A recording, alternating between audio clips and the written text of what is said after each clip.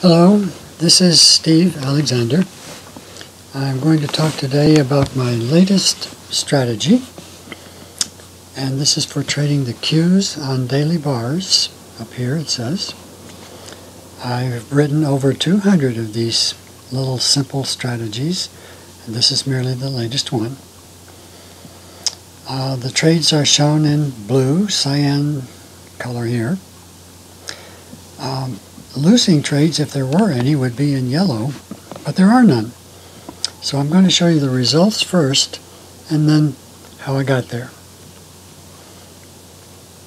This is the performance report, and this one runs for 2 years. So from July 2016 to July 2018, the strategy made $55,000 profit. That's 55%. The amount of money invested is $100,000. We made 13 trades in all. Every one of them is a winner. The average winner is $4,239. So that's the results. Here's the periodical list. This is what you would have had monthly income for each month of that time. Here's the graph. All the trades, as you can see, are winners. The detailed graph is here. Longest period of not doing anything, inactivity, is from about here, about the 1st of January, about mid-January, sorry, until all the way out here, about April 13th. So that's a fairly long time. There was one little trade right here on March. So that's what the activity looks like. Drawdown, the biggest drawdown is here, and that would be from 32,000 down to 26,000. So if you can't handle a $6,000 drawdown, you wouldn't want to use this. But that's the results. That's how it turned out. Now, let's see how we got there.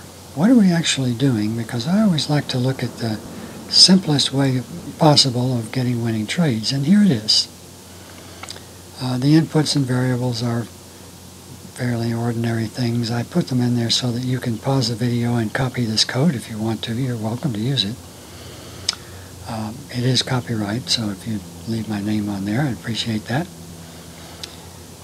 And then here's the here's the major part of the actual trading, and that's right here. What we're looking for is a bigger than average bar. In other words, the range of this bar is larger than the average range of the last 5 bars. So it's got to be a big bar, or we don't really pay any attention to it. Now, if it is, now we decide, we're in this part of the code here, where we're going to decide, do we want to buy or sell? If the close of this big bar is near the low, in other words, the absolute value of close minus low, if that's very near the low, in this case, it's a tenth of 1%. So if it's very near the lows, then we're going to buy.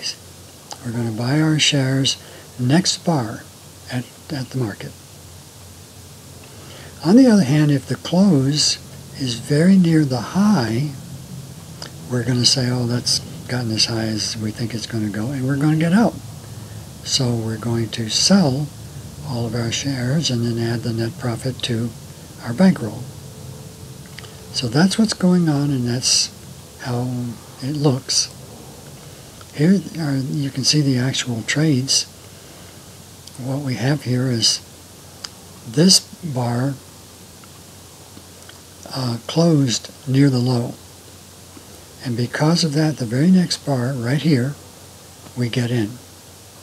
Now, as it turns out, the next bar also closed near the low. However, we were already in. We got in right after this bar here. Similarly over here, this is a fairly large bar, and it closed near the low, so we get in on the next bar. That doji right there. I'll expand it a little bit so we can see it.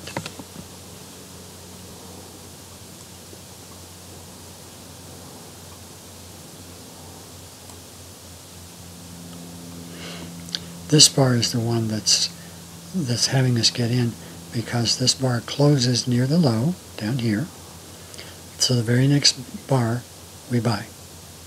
So that's what's going on. And for getting out, that same trade, in order for us to get out,